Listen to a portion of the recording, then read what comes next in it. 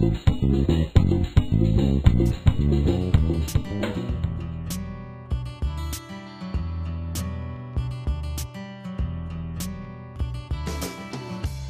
welcome back. We're here with Matt Myers, who is with Bedford Falls Graphics and May 4th Productions, and Captain Gus, who almost everybody in the area knows, right?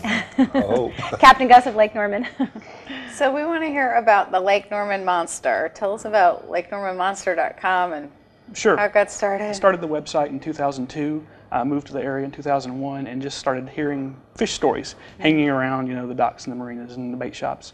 And it's sort of an unbelievable story. I'm a skeptic myself. And I thought, well, why not just put up a site where people could tell their tales? And, if they laugh at them, great. If they don't, great.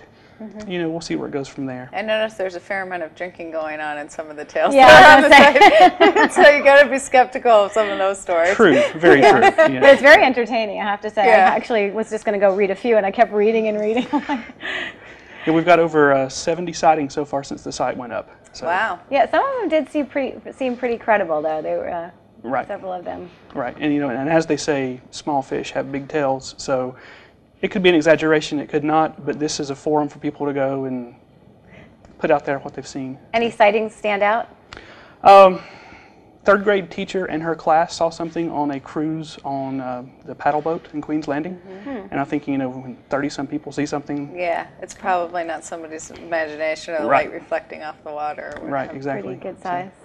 So Captain Gus, have you seen this creature? Well, I've seen a lot of things out on the lake, and and this is interesting because it's kind of a case study. It's been going on and on and on, but basically, kind of what's happened is logical when you think about it because the lake's been around 50 years. It's deep. It's 130 foot deep. It's actually bigger than Loch Ness, and they've got a big monster over there. We've got Nomi. They got Loch Ness. There's some in other places too.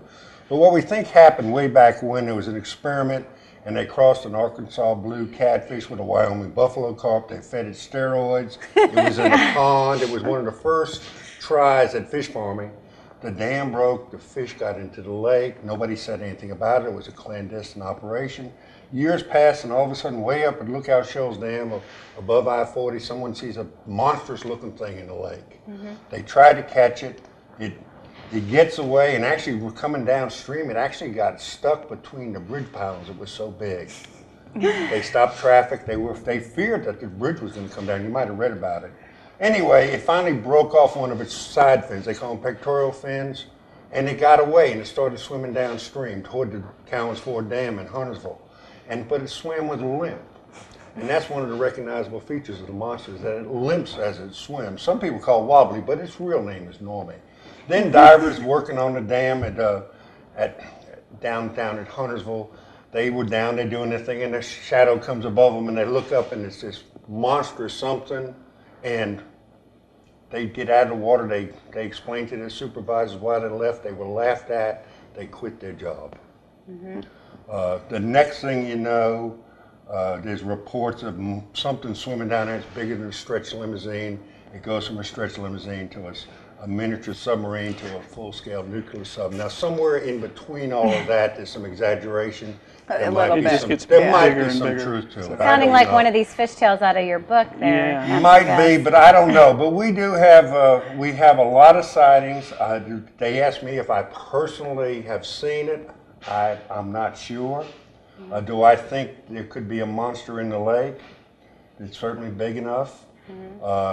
It's kind of a fun thing, but it's also kind of a serious thing, because if we have one, we need to know about it, and hopefully we can get more people involved in this coming year to help us look for it. And if there's really one out there, we're going to know better in a year from now, because we're going to have a lot of people out looking for it. And if Any you've seen the photos? sighting, people have sent in a couple photos, but being the skeptic that I am, you look at it and you're like, that's just a blurry picture of a bird, Or and Photoshopper. yeah, exactly, nothing credible yet, but if they want to send one in, LakeNormanMonster.com and submit it through there. Great.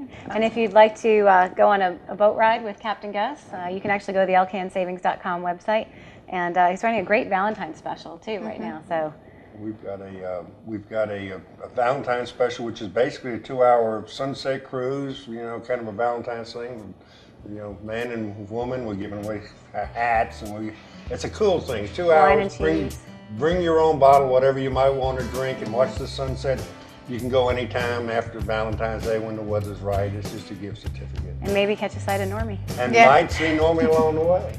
Well, thank you so much. It's Yeah. always a pleasure to have you on the show, and thanks for joining us. Yeah, thanks so you. much. Thank you.